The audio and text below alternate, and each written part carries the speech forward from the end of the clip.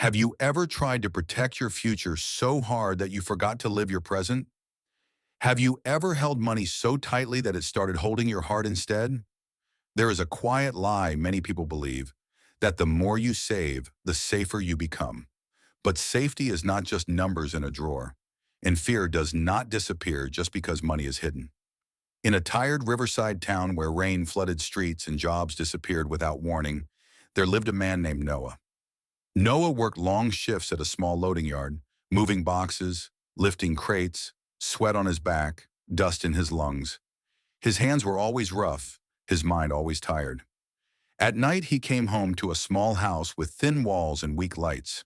His wife, Lena, cooked simple meals. Their daughter, Ava, studied on the floor because the table leg was broken and uneven. Life wasn't loud in that town. It was heavy, quiet, uncertain. Noah didn't dream big dreams. He dreamed safe dreams. A fridge that wouldn't break, a roof that wouldn't leak, a future that wouldn't collapse in one bad week. So he began saving, not joyfully, not proudly, fearfully. He took a small metal box and hid it behind the water tank. Every week he added money, slowly, carefully, quietly.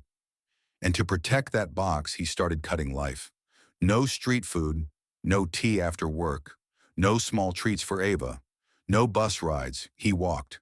No medicine unless pain became unbearable. Every sacrifice felt like discipline. Every discomfort felt like strength.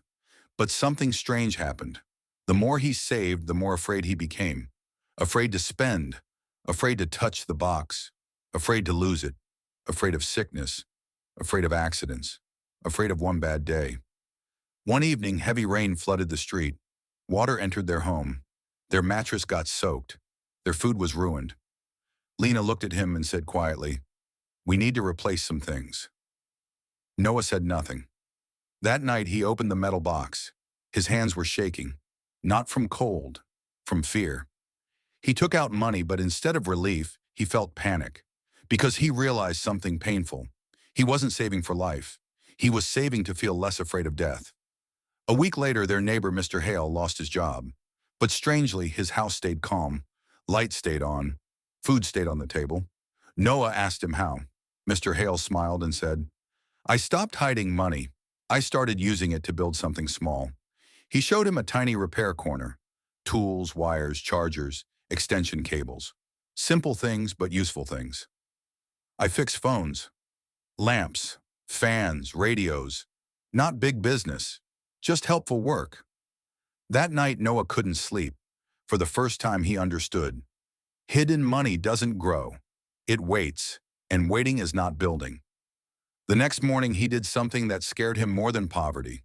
He bought basic tools, a second-hand charger, a small repair kit, a used power strip. Lena was afraid, but she trusted him. Noah started fixing small things for neighbors, a broken wire, a dead charger, a loose plug. The money was small, but it moved, it came back, it breathed. Slowly, the metal box lost its power over him, and effort replaced fear. Ava started helping, cleaning tools, organizing wires, learning.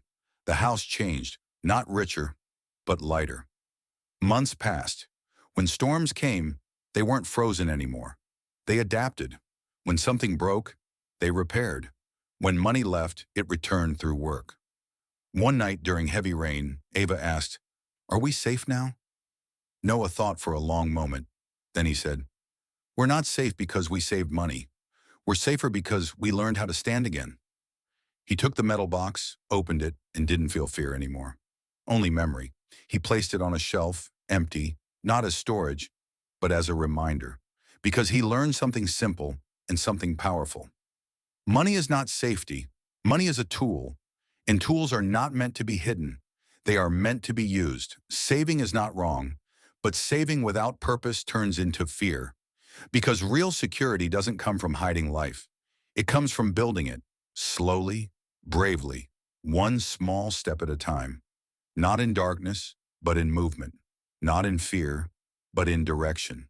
Because life doesn't wait for full pockets. It responds to brave action.